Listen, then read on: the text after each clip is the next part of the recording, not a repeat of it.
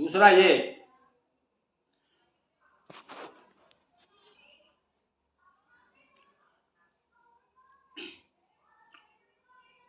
हाँ, नर्मदा अध्यात्म मंच आपका स्वागत करता है। आस्थावान सज्जनों, आज आपके सामने हम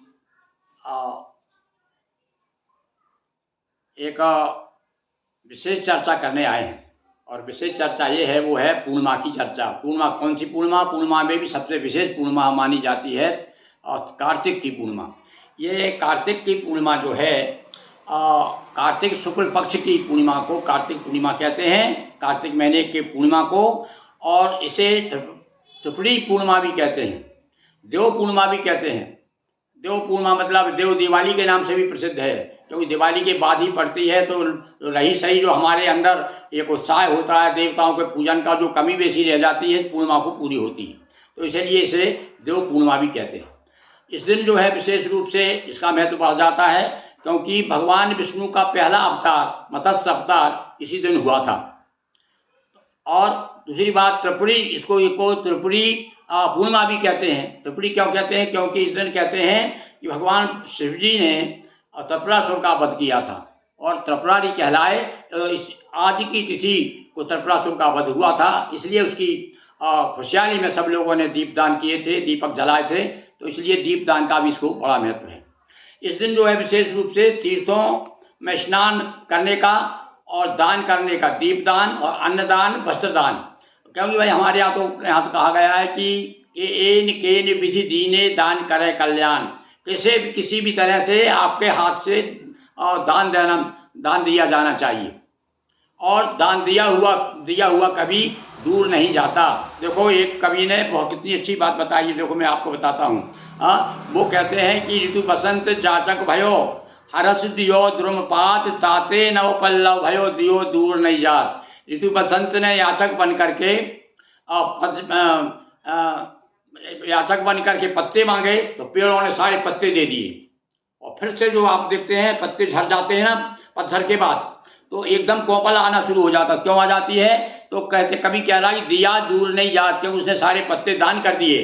तो भैया दान की तो बड़ी विशेष महिमा है। और विशेष रूप से कार्तिक में दिया हुआ दान अक्षय दान माना जाता है। 100 यज्ञों के फल के बराबर इसमें स्नान दान पुण्य करने का फल प्राप्त होता है। तो इसलिए आप जो है कार्तिक पूर्णिमा को विशेष रूप से सुबह प्रातः उठ करके स्नान करके और भगवान विष्णु का पूजन करें, क्योंकि वत्स अवतार हुआ था इस दिन। और भगवान शिव का भी पूजन करें। और जितनी श्रद्धा भक्ति हो आपकी, जितनी श्रद्धा हो, उतना गरीबों को भोजन कराने से, दान करने से, वस्त्र देने से, अन्न देने से बहुत पुण्य प्राप्त होता है। और इसलिए आपने देखा होगा कि कार्तिकी पूर्णिमा को पवित्र तीर्थों पर लोग बिना बुलाए ही चले जाते। पता चलते ही कार्तिक पूर्णिमा आ गई, सारे लोग जा करके और मेला लग जाता है। हमारे इधर क्षेत्र में भी बांद्रावान का मेला बड़ा प्रसिद्ध मेला है कार्तिक का। और एक बात और मुझे याद आ गई, इसका बड़ी इस कार्तिक पूर्णिमा का विशेष महत्व इसलिए और बढ़ जाता है, क्योंकि सिख लोग भी इसे बहुत मानते हैं। क्यों? क्योंकि इस दिन जो है हमारे उनके सिख धर्म के जो संस्थापक हैं श्री नानक जी, उनकी जयंती भी, उनका जन्मदिन भी है। तो ऐसे बहुत सारे योग मिलने के कारण भी यह पूर्णिमा बहुत पुण्यदायी हो गई है। और भैया विशेष रूप से इस पूर्णिमा को सत्यनारायण की पूर्णिमा भी कहते हैं, क्योंकि इस दिन विशेष रूप से सत्यनारायण की पूजन और घर घर पूजन कराते हैं लोग। तो इसलिए उसका भी बड़ा महत्व है। तो हमने आपको बताया। हाँ, अब एक बात जो आज इसलिए हम बता रहे हैं कि है कब। कुछ लोग कह रहे हैं भैया 26 को है, कुछ लोग कहते हैं 27 को। तो भाई दीपदान तो 26 को कर सकते हैं आप, और 27 को स्नान दान का विशेष महत्व बताया गया है। दीपदान आप 26 को करें और 27 को स्नान करें, और अपनी श्रद्धा भक्ति के अनुसार जितना भी आप दान पुण्य कर सकें, गरीबों को भोजन कराइए। और एक बात और, जिनका चंद्रमा कमजोर है वे कम से कम इस दिन जो है चावल का दान करें ब्राह्मणों को। और विशेष रूप से चंद्रमा जब उदय होता है तो समय चंद्रमा को अर्घ्य दें। चंद्रमा को अर्घ्य दे करके और कुछ चावल लेकर के, वैसे कुछ लोग तो यहाँ तक बताते हैं कि भैया चंद्रमा को यदि बहुत ज़्यादा कमज़ोर है तो जिस पंडित ने जिसकी कुंडली में कमजोर बताया चंद्रमा, तो चुपचाप सवा किलो चावल ले करके उसके ऊपर से 7 बार उतार करके और गरीबों में बांट दें। इस प्रकार से दान पुण्य करना चाहिए, तो उससे क्या है, आपका चंद्रमा भी बलवान होता है। तो ये तो कुछ मैंने आपको चीज़ें बताई। अब आखिरी में आपको बता रहा हूँ कि आखिर में ये 26 को है 27 को, तो वैसे तो भैया ये जो है 26 तारीख को यानी रविवार को 2:01 से पूर्णिमा लग जाती है 26 तारीख को।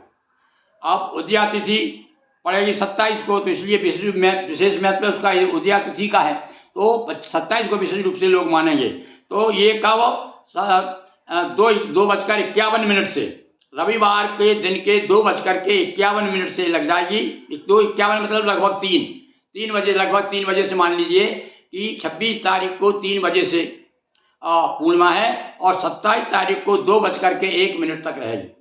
ये मैंने पहले थोड़ा सा गलत बोल दिया था आपसे, फिर से सुधार देता हूँ मैं अपनी बात, फिर से सुन लीजिए ताकि आपको भ्रम ना रहे कि भाई पंडित जी ने क्या गलत बता दिया।